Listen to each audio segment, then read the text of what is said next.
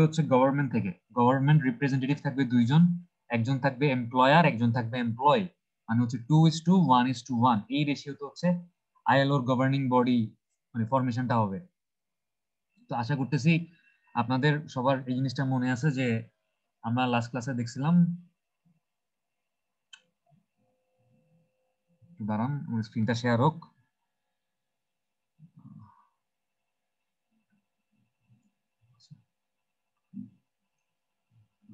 আচ্ছা, তো এই ছিল আইএলওর গভর্নিং বডির স্ট্রাকচার, যে দুইজন হচ্ছে রিপ্রেজেন্টেটিভ ফ্রম গভর্নমেন্ট, একজন হচ্ছে এমপ্লয়ার আর আরেকজন হচ্ছে কি ওয়ার্কার বা এমপ্লয়ি।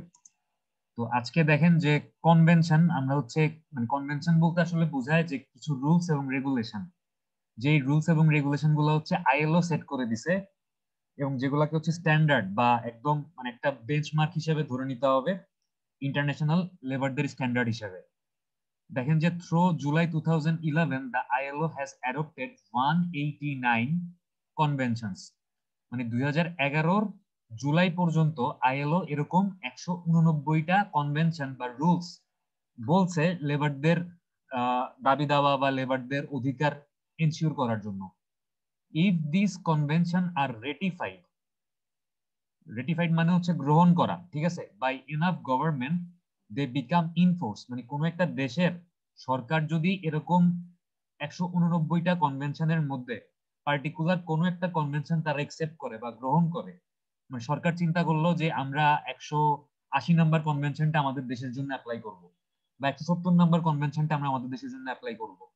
তো এরকম যখন একটা সরকার কোন একটা কনভেনশনকে রেটিফিকেশন করে ফেলে বা রেটিফাই করে ফেলে, তখন ওই দেশের জন্য ওই কনভেনশনটা মানা বাধ্যতামূলক, ঠিক আছে, মানতেই হবে। However ILO convention are considered international labour standard regardless of ratification, মানে কোনো একটা দেশ আইএলওর এই 189টা কনভেনশন গ্রহণ করুক আর নাই করুক, এই 189টা কনভেনশন প্রত্যেকটা দেশের জন্যই স্ট্যান্ডার্ড লেবার, কি বলবো, একটা লেবারদের যে স্ট্যান্ডার্ড বা লেবারদের যে স্ট্যান্ডার্ড মাপকাঠি বা মানে রুলস এবং রেগুলেশন, প্রত্যেকটা দেশকেই এই জিনিসটা আসলে ফলো করতে হয়। তারা আইএলওর এই 189টা কনভেনশনকে একসেপ্ট করুক আর নাই করুক, যদি তারা একসেপ্ট করে তাহলে তাদের দেশের জন্য এটা কাইন্ড অফ রুল হয়ে যায়। বাট তারা যদি একসেপ্ট নাও করে, আমাদের দেশে মনে করেন বাইরের কোনো দেশ থেকে এরকম লেবাররা কাজ করতে আসতেছে, ইন্ডিয়া থেকে, পাকিস্তান থেকে, বা মনে করেন শ্রীলঙ্কা থেকে কাজ করতে আসতো, তো তখন আমরা তাদেরকে কিভাবে বেতন দিব, তাদেরকে আমরা কিভাবে ট্রিট করব, এই জিনিসগুলো হচ্ছে এই আইএলওর স্ট্যান্ডার্ড মেনটেন করতে হবে আমাদেরকে। আচ্ছা, when a convention comes into force it creates a legal obligation for ratifying nation to apply its provision, মানে যখন কোন একটা কনভেনশন আপনার রেটিফিকেশন হয়ে গেছে, একটা গভর্নমেন্ট বা একটা দেশ হচ্ছে কোন একটা কনভেনশনকে তাদের দেশের নিয়ম হিসেবে সেট করে ফেলছে বা তারা স্বীকার করছে যে ওকে আমরা এটা ফলো করব, তখন ওই দেশের যে অর্গানাইজেশন বা যারা এমপ্লয়ার আছে, মালিক পক্ষ, তাদের ওই কনভেনশনটা মানা হচ্ছে আইনি দায়িত্ব বা মানে বাধ্যতারা, লিগ্যাল অব্লিগেশন। তারা লিগেলি আসলে অবলাইজড ওই জিনিসটা মানতে, না মানলে তারা কি লিগেলি দোষী সাব্যস্ত হবে, বা তাদেরকে চাইলে মানে তাদের যে এমপ্লয়ার মানে এমপ্লয়িরা আছে, এমপ্লয়িরা চাইলে এমপ্লয়ারদের এগেনস্টে অ্যাকশন নিতে পারবে যদি এমপ্লয়াররা কোনো একটা পার্টিকুলার দেশ এরকম কোনো একটা কনভেনশনকে হচ্ছে ঘোষণা করে দিচ্ছে যে আমাদের দেশকে বা আমাদের দেশে যারা মালিক পক্ষ আছে, মালিক পক্ষ আছে তাদেরকে হচ্ছে এই জিনিসগুলো মানতেই হবে, ফলো করতেই হবে। তারপরও যদি মালিক পক্ষ এরকম কোনো নিয়ম কানুন ফলো না করে, যেই নিয়মটা হচ্ছে আসলে সরকার কর্তৃক গৃহীত হয়েছে, সেই ক্ষেত্রে হচ্ছে এটা আসলে লিগেল অব্লিগেশন, মানে তাদেরকে আইনগতভাবে তারা বাধ্য এটা মানতে। আচ্ছা, এরপর দেখেন যে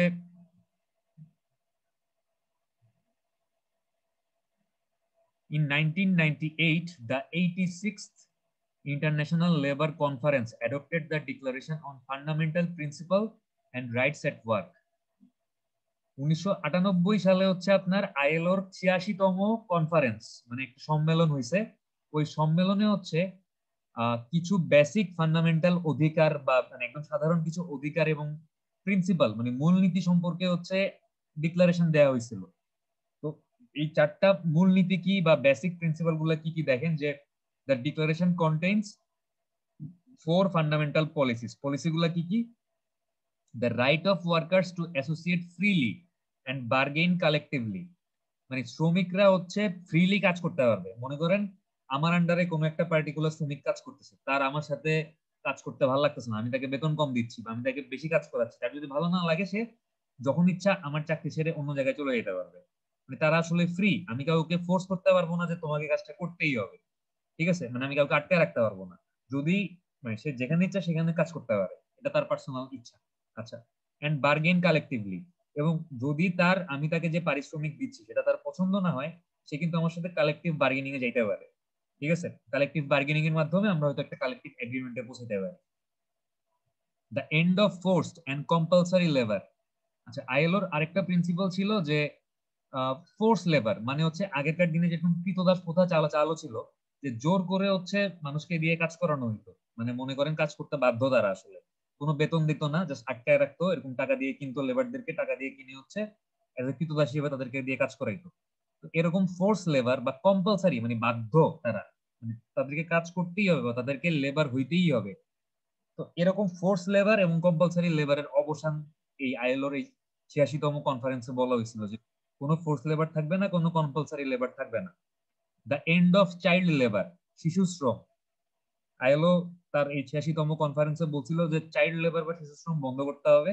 the end of unfair discrimination এবং ওয়ার্কার, শ্রমিকদের মধ্যে যে ডিসক্রিমিনেশন বা বৈষম্য, কোনো ধরনের এরকম আনফেয়ার ডিসক্রিমিনেশন করা যাবে না। সাপোজ আমি পুরুষ লেবারদেরকে বেশি বেতন দিচ্ছি, বা শ্রমিক লেবার মানে মহিলা লেবারদেরকে কম বেতন দিচ্ছি, বা বয়স্ক লেবারদেরকে কম বেতন দিচ্ছি, ইয়ং লেবারদেরকে বেশি বেতন দিচ্ছি, কারণ আমি ধরে নিচ্ছি যে যারা ইয়ং তারা বেশি কাজ করতেছে, বয়স্করা কম কাজ করতেছে, যারা মেইল তারা বেশি কাজ করতেছে, যারা ফিমেল তারা কম কাজ করতেছে।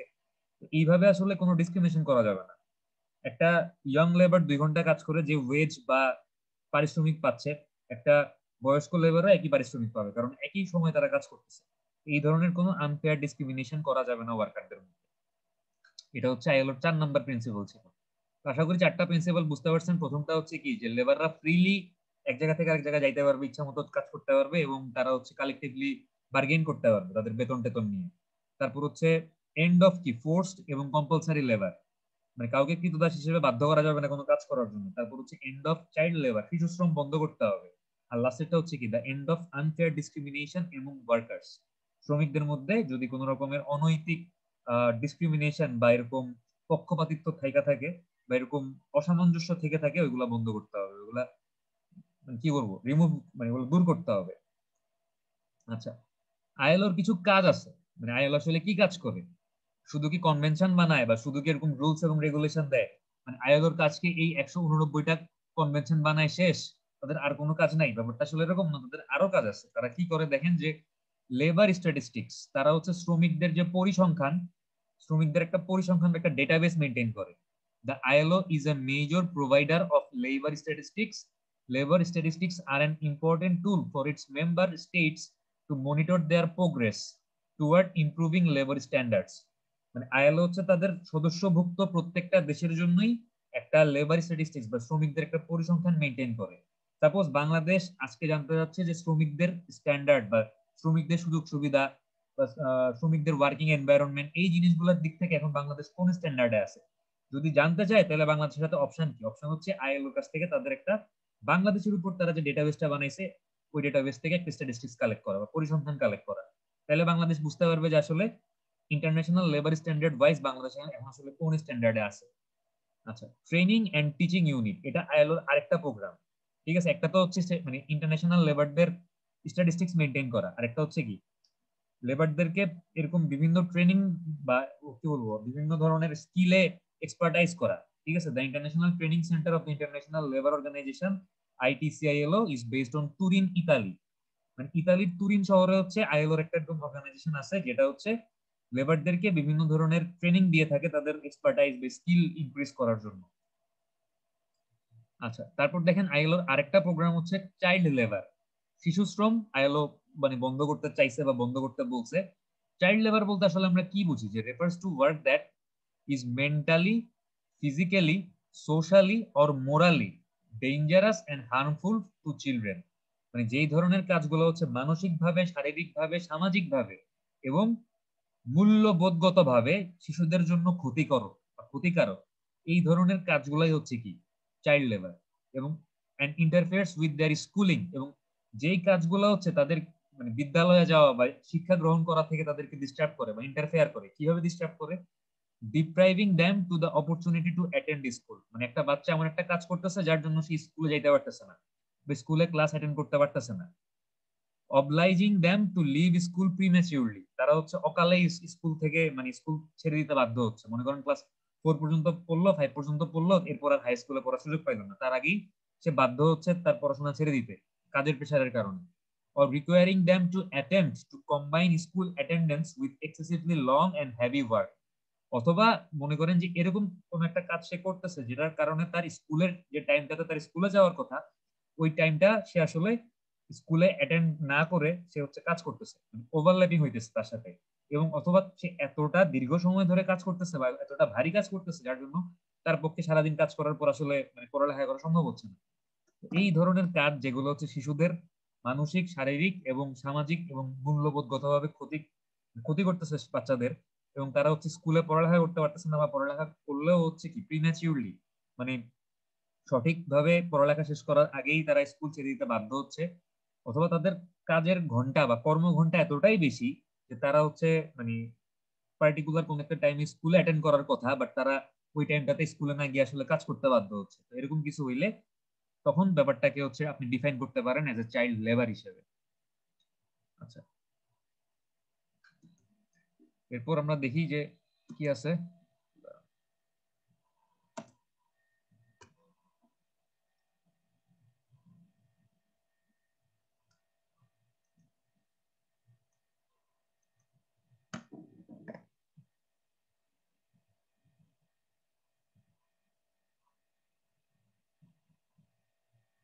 আচ্ছা, এখানে ছিলাম। আচ্ছা, শুধু আইএলওর যে এই কতগুলা প্রোগ্রাম আমরা দেখলাম, আমরা আইএলওর কি কি প্রোগ্রাম দেখলাম প্রোগ্রামগুলো বলতে পারবেন? একটা ছিল কি? Labour statistics.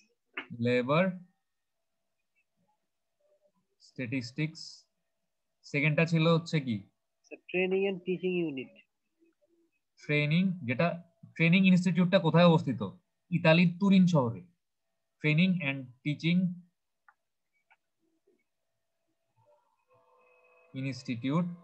তারপর হচ্ছে চাইল্ড লেবার ছিল মনে হয় 3 নম্বর প্রোগ্রামটা। ঠিক আছে, এগুলো হচ্ছে আইএলওর বিভিন্ন প্রোগ্রাম, মানে আইএলও হচ্ছে এই কাজগুলো করে। এবং আইএলওর কিছু পার্টিকুলার ইস্যু আছে, ব্যাপার স্যাপার আছে যেগুলো হচ্ছে আইএলও ফোকাস করে। দেখেন আইএলওর প্রথম এরকম ইস্যুটা কি যেটা আইএলও অ্যাড্রেস করার চেষ্টা করে? ফোর্স লেবার বা বাধ্যগত শ্রমিক। The ILO has considered the fight against forced labor to be one of its main priorities। মানে এরকম বাধ্য করতেছে যাদেরকে কাজ করতে, বা এরকম বাধ্যগত শ্রমিক যারা, তাদেরকে মুক্ত করার জন্য বা তাদের পক্ষে আইএলও সবচেয়ে বড় একটা বলতে পারেন যে যুদ্ধ করতেছে আইএলও, তাদেরকে এরকম ফোর্স লেবার থেকে মুক্ত করতে। ডিউরিং দ্য ইন্টার ওয়ার ইয়ার, এই যে আপনার প্রথম বিশ্বযুদ্ধ, দ্বিতীয় বিশ্বযুদ্ধ বা এই দুইটা যুদ্ধের মাঝখানের যে সময়টুকু, এই সময়টুকুতে হচ্ছে বিভিন্ন দেশে ব্রিটিশদের, ফ্রেঞ্চদের, জার্মানদের এরকম বিভিন্ন কলোনি ক্রিয়েট হয়েছিল। এরকম কলোনি ক্রিয়েট হওয়ার কারণে আপনার ইকোনমিক্যালি ওই দেশগুলোতে অনেক বড় র্যাপিড চেঞ্জ আসছে। কারণ এই ব্রিটিশরা বলেন বা ফ্রেঞ্চরা বলেন বা জার্মানরা বলেন, তারা তো দেখা যাচ্ছে যে মানে যুদ্ধ করার জন্য বিভিন্ন দেশে নিজেদের ঘাঁটি স্থাপন করছে। তো ওই দেশে যারা গরিব মানুষ ছিল, তো দেখা যাচ্ছে তাদেরকে তারা নিজেদের আন্ডারে নিয়ে অ্যাজ এ কৃতদাস হিসেবে বাজারে বিক্রি করতো বা কৃতদাস হিসেবে কেনা বেচা করতো বা বিভিন্ন কাজে ইউজ করতো। যেমন ব্রাজিলে হচ্ছে এরকম রাবার চাষ হইতো, তো ব্রিটিশরা প্রবাবলি ব্রাজিলিয়ান যে গরিব মানে যারা নিগ্রো আছে তাদেরকে হচ্ছে এরকম রাবার চাষে নিয়োগ করতো। তো এই যে আপনার ফোর্স লেবার, যে বিভিন্ন কলোনি মানে কলোনিয়াল ফেনোমেনা, এই যে বিভিন্ন দেশে ব্রিটিশ উপনিবেশ বা ফ্রেঞ্চ উপনিবেশ বা জার্মান উপনিবেশ ক্রিয়েট হওয়ার কারণে তারা যে ওই দেশের মানুষজনদেরকে এজ এ মানে কি বলবো বন্দি হিসেবে নিয়ে বিভিন্নভাবে মানে কাজ করার জন্য ফোর্স করতো, এই জিনিসটা হচ্ছে আইএলও চাইছিল বন্ধ করতে। আইএলও এস্টাবলিশ হয়েছিল 1919 সালে। ঠিক আছে, তো এরপরে যে এই বিশ্বযুদ্ধ হয়েছে তখন হচ্ছে আইএলও এভাবে অ্যাক্টিভলি কাজ করার চেষ্টা করছে। আচ্ছা, and the ILO's concern was to establish minimum standard protecting the inhabitants of colonies from the worst abuses committed by economic interest। এবং এই যে কলোনিগুলার যে বাসিন্দারা, মানে মনে করেন যে মানে ব্রিটিশ কলোনি বা ফ্রেঞ্চ কলোনিতে যাদেরকে ক্যাপটিভ হিসেবে রাখা বা বন্দী হিসেবে রাখা হয়েছিল, আইএলও চাইছিল তাদের মিনিমাম মানে সুযোগ সুবিধা বা তারা যেন কোন রকমের অ্যাবিউজ বা তারা যেন মানে ইকোনমিক্যালি কোনো রকমের কোনো এক্সপ্লয়টেশন বা শোষণের শিকার না হয়। আইএলও চাইছিল তাদের পক্ষে কথা বলতে বা তাদের রাইটস এবং তাদের যে অধিকার এগুলা ঠিকঠাক রাখার জন্য আর কি। আচ্ছা, the special action program, special action program SAP to combat forced labor, ঠিক আছে, special action programme to combat forced labour, SAPFL সংক্ষেপে এই পুরো প্রোগ্রামটাকে হচ্ছে SAPFL বলে, has spearheaded the ILO's work in this field since early 2002, মানে 2002 সালের শুরুর দিকে হচ্ছে আইএলও এরকম একটা special action programme to combat forced labour শুরু করছে। এবং এই প্রোগ্রামটার কিছু অ্যাক্টিভিটি আছে যে এই প্রোগ্রামের আন্ডারে আইএলও আসলে কি কি করে। Raise global awareness and understanding of modern force labour, মানে হচ্ছে এখনকার দিনে তো আর কৃতদাস প্রথা চালু নেই, বাট মানে আধুনিক যুগে আমরা আসলে ফোর্স লেবার বলতে কি বুঝি। মনে করেন এরকম আমি একটা মানে দিন মজুরকে রাখলাম, আমি বললাম যে তুমি আজকে সারাদিন কাজ করলে আমি তোমার ভাত খাইতে দিব। এখন দেখা গেল সে কোনো কারণে কাজ করতে পারলো না, সে অসুস্থ, আমি তাকে খাইতে দিলাম না। ব্যাপারটা কি হচ্ছে যে আমি তাকে কাইন্ড অফ ফোর্স করতেছি যে তোমাকে কাজ করতে হবে, নাহলে তুমি খাওয়া পাবা না। আমি আবার তাকে অন্য কোথাও যেতে দিচ্ছি না, আমি তাকে আটকে রাখতেছি। হয়তো আগেরকার দিনে এরকম যেরকম খোলা মানে ওপেনলি মার্কেটে হচ্ছে কৃতদাস কেনা বেচা হইতো, এখন ওরকম হয় না। বাট তারপরও আমি যদি এরকম জোর জবরদস্তি মূলক ভাবে কোনো লেবারকে কোনো একটা কাজ করতে বাধ্য করি, বা মনে করেন আমি তাকে বেতন দিচ্ছি না, আমি তাকে বললাম যে তুমি আমার এখানে কাজ করবা, তুমি থাকতে পারবা খাইতে পারবা, বাট আমি তাকে ঠিক মতো মানে থাকতেও দিচ্ছি না, ঠিক মতো তাকে খাওয়াও দিচ্ছি না, আমি তাকে টর্চার করতেছি, তাইলে কিন্তু ব্যাপারটা আসলে কাইন্ড অফ মানে মডার্ন ফোর্স লেবারের মধ্যে পড়তেছে। ঠিক আছে, তো আইএলও 2002 সালে হচ্ছে এরকম মানে মডার্ন ফোর্স লেবারের এগেইনস্টে গ্লোবাল অ্যাওয়ারনেস রেজ করার চেষ্টা করছে বা শুরু করছে গ্লোবাল অ্যাওয়ারনেস রেজ করা। Assist government in developing and implementing new laws, policies and action plans. কোনো একটা দেশের সরকার যদি তাদের শ্রমিকদের অধিকার নিশ্চিত করার জন্য কোনো নতুন নিয়ম বা পলিসি বা কোনো রকমের কি বলবো কোনো রকমের কর্ম পরিকল্পনা গ্রহণ করতে চায়, সেই ক্ষেত্রে আইএলও ওই দেশের সরকারকে মানে একদম যথাসাধ্য সাহায্য করে, যেন ওই দেশের সরকার হচ্ছে শ্রমিকদের জন্য এরকম রুলস রেগুলেশন বা শ্রমিকদের অধিকার নিশ্চিত করার জন্য পলিসি টলিসি তৈরি করতে পারে। আচ্ছা, develop and disseminate guidance and training materials on কি aspects of force labour and trafficking. আচ্ছা, ফোর্স লেবার মানে হচ্ছে এরকম বাধ্য করতে মানে বাধ্য শ্রমিক, বা ট্রাফিকিং মানে এই যে নারী শিশু পাচার টাচার হয়, মানে দেখবেন যে অনেক সময় বাংলাদেশ থেকে বিভিন্ন দেশে হচ্ছে কাজের নাম করে মানে বাচ্চাদেরকে বা মহিলাদেরকে হচ্ছে পাচার করে দেয়। এরকম ট্রাফিকিং এবং ফোর্স লেবার বন্ধ করার জন্য একটা দেশকে মানে একটা দেশের গভর্নমেন্টকে যেই পরিমাণ গাইডেন্স দেওয়া দরকার, বা মানে গভর্নিং যারা স্টাফ আছে তাদেরকে যেভাবে ট্রেন করা দরকার, এই ধরনের ট্রেনিং ম্যাটেরিয়াল বা গাইডেন্স হচ্ছে আইএলও প্রোভাইড করে তাদেরকে আসলে। ঠিক আছে, মানে মানে তৈরি করে, ডেভেলপ করে এবং ডেসিমিনেট মানে কি করে ছড়ায় দেয় বা বন্টন করে আর কি এই ধরনের জিনিসগুলো সরকারের মধ্যে। তো আমরা দেখলাম যে আইএলও ইস্যু, এটা হচ্ছে আরেকটা ইস্যু। তারপর দেখেন যে implement innovative programme that combine policy development, capacity building of law enforcement and labour market institution.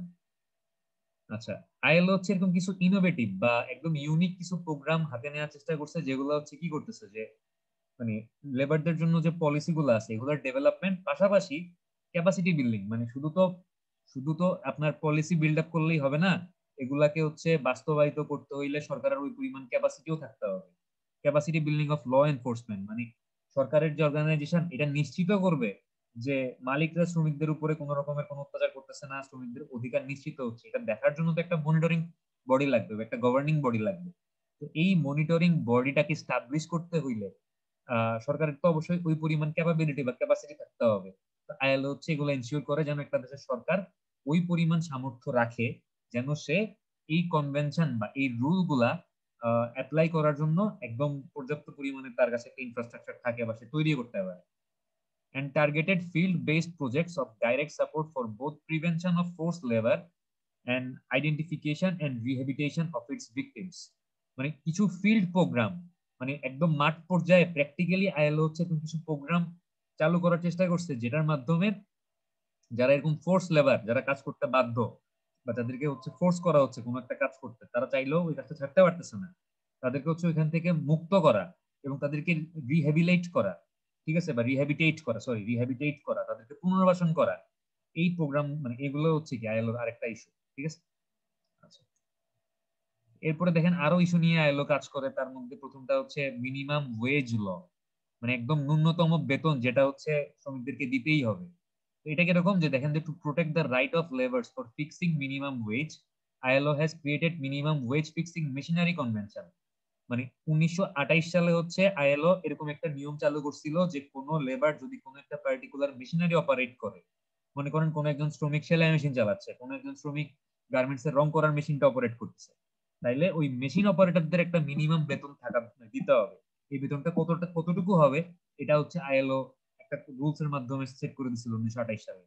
Minimum wedge for fixing machinery agriculture, এরকম যদি আপনার কৃষিকাজে ব্যবহৃত হয়, এই ধরনের কোন যন্ত্রপাতি যদি কোনো লেবার ঠিক করে বা মেরামত করে, তাহলে তার ন্যূনতম বেতন কত হওয়া লাগবে, এটা নিয়ে হচ্ছে আপনার 1951 সালে আইএলও একটা রুল বা কনভেনশন, আলহামদুলিল্লাহ, সরি, তৈরি করছিল বা ডেভেলপ করছিল। And minimum wage fixing convention 1970 সালে। এবং নর্মালি কোন একটা ইন্ডাস্ট্রিতে শ্রমিকদের এটা কিন্তু মেশিনের সাথে রিলেটেড না, প্রথমটা ছিল মেশিন অপারেটর, যারা হচ্ছে এরকম কোন একটা মেশিন অপারেট করবে, এটা হচ্ছে 1928 সালে। তারপর হচ্ছে মেশিনারি ফিক্সিং, মানে মেশিনারি ঠিকঠাক করা, এগ্রিকালচারাল মেশিনারি ঠিকঠাক করা, এই কনভেনশনটা হয়েছিল 1951 সালে। আর মানে একদম লাস্টেরটা হচ্ছে মিনিমাম ওয়েজ ফিক্সিং কনভেনশন, মানে ন্যূনতম বেতন বা মিনিমাম বেতন কত হইতে হবে, এই কনভেনশনটা হয়েছিল 1970 সালে। ঠিক আছে, এটা হচ্ছে আইএলওর আরেকটা ইস্যু। তারপর দেখেন এইচআইভি এইডস, মানে আইএলও হচ্ছে prevention of HIV, management and mitigation of the impact of AIDS on the world of work, including care and support of workers infected and affected by HIV or AIDS. ILO চেষ্টা করে তার যে লেবাররা আছে বিভিন্ন দেশে বা তার সদস্যভুক্ত দেশগুলোতে যারা শ্রমিক আছে, তারা যেন এইচআইভি এইডস থেকে সুস্থ থাকতে পারে বা দূরে থাকতে পারে, এটা এনশিওর করা।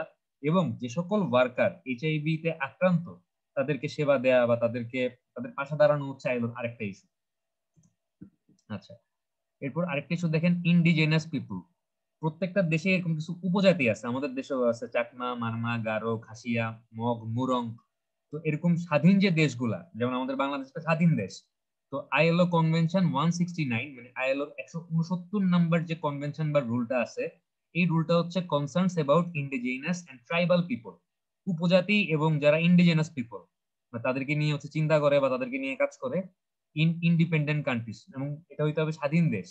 It was adopted on 27th June 1989 by the General Conference of the ILO at its 76th session.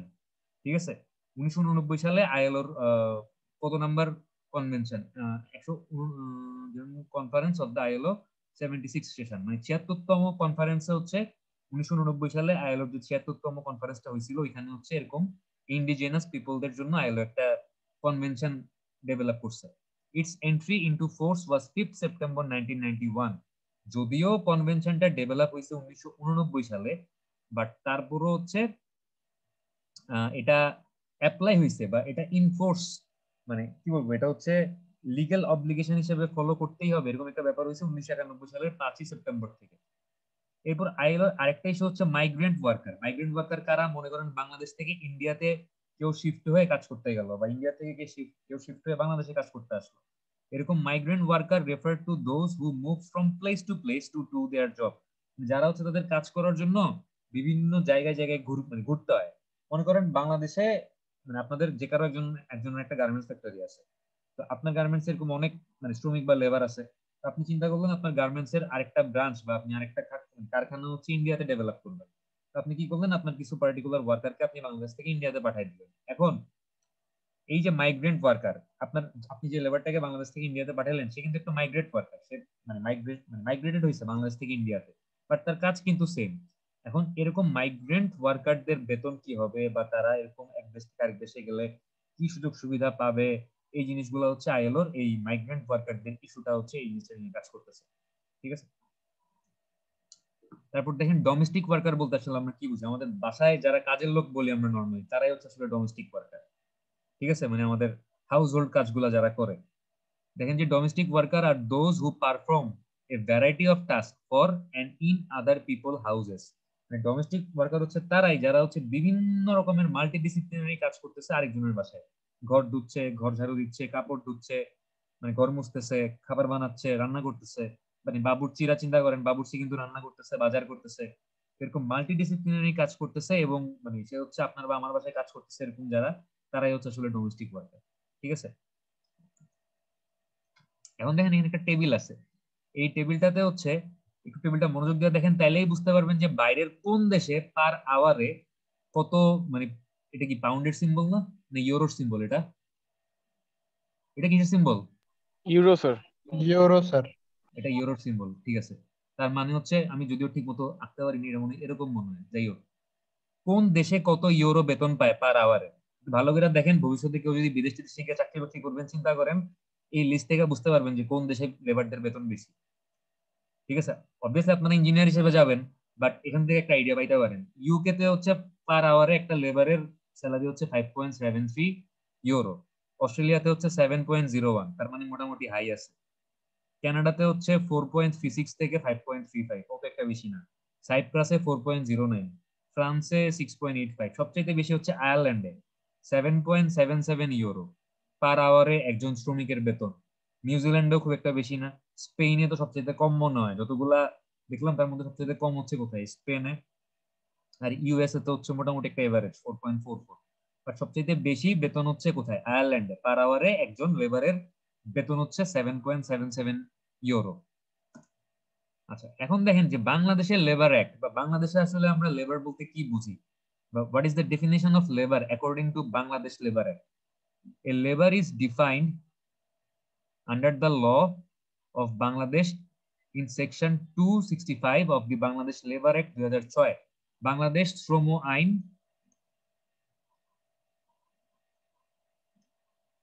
এই 2006, যদি মানে সফট কপি থাকে ইন্টারনেটে অ্যাভেলেবেল, তাহলে দেখতে পারেন যে এটার 2 নম্বর সেকশনের 65 নম্বর ধারায় বলা আছে যে labour means any person including এ ট্রেইনি অথবা প্রবেশনার। আমরা যখন কোনো একটা চাকরিতে প্রথমে জয়েন করি, আমাদের চাকরিটা কিন্তু পার্মানেন্ট হয় না। ঠিক আছে, দেখা যায় যে বলা থাকে প্রথম 1 বছর হচ্ছে প্রবেশনারি পিরিয়ড, বা প্রথম 1 বছর তোমাকে ট্রেনিং, মানে অ্যাজ এ ট্রেনি হিসেবে কাজ করতে হবে।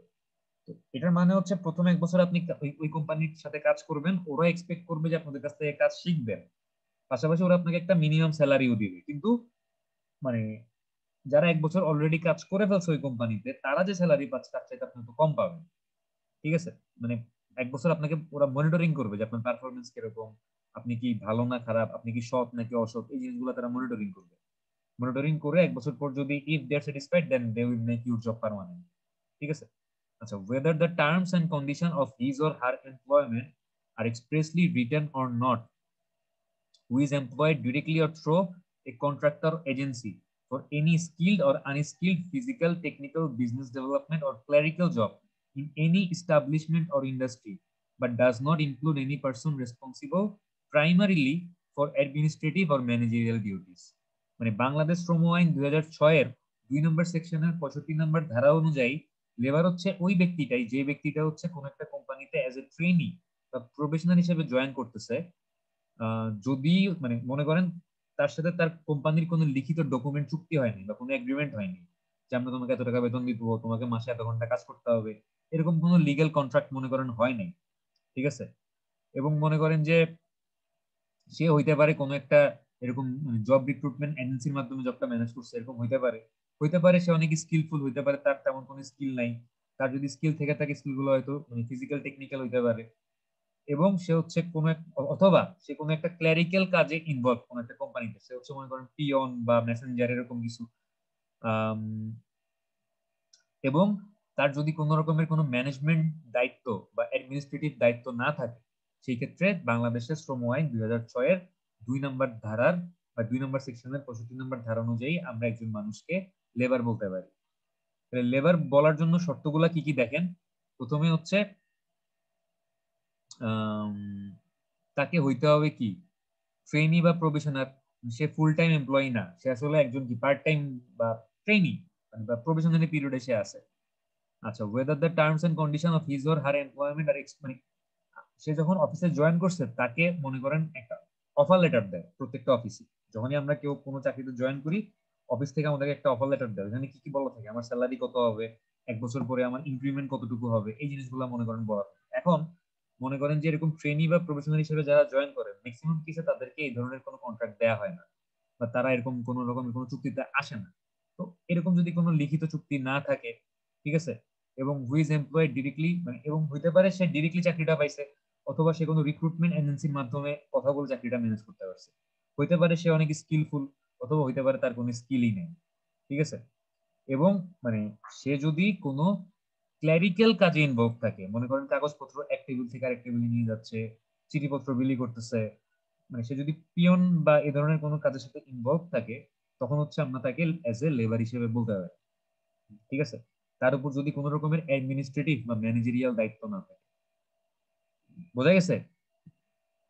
আচ্ছা, আর একটু জাস্ট দেখেন যে এখানে মানে বাংলাদেশ লেবার অ্যাক্ট 2006 এর একটা ইম্পর্টেন্ট ইস্যু যে anyone employed for primarily clerical purpose would come within the definition of labour.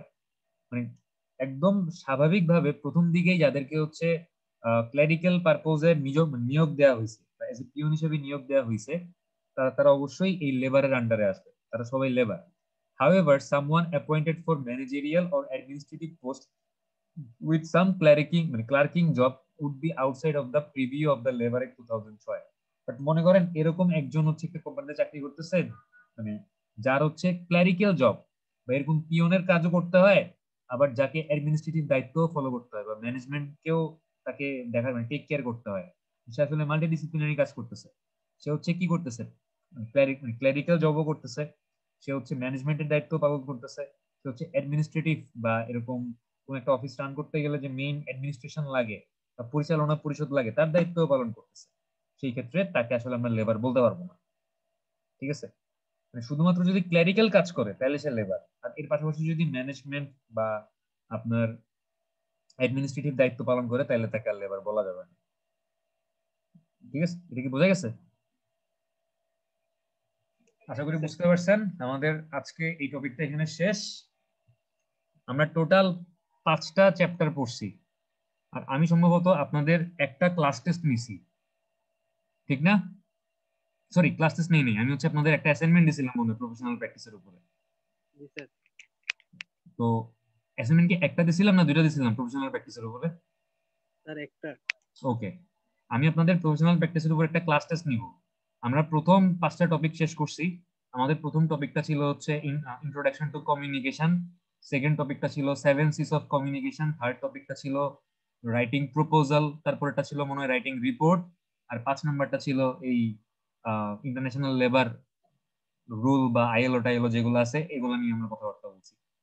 এই 5টা টপিকের যে কোনো একটা টপিক আপনাদের ইচ্ছা মতো আপনারা চুজ করতে পারেন, সবাই ডিসকাশন করে মানে চুজ করে আমাকে জানান, তাহলে হচ্ছে আমি একটা পরীক্ষার ডেট দিব, আমরা যে কোনো একদিন পরীক্ষা নিব আর কি, ঠিক আছে।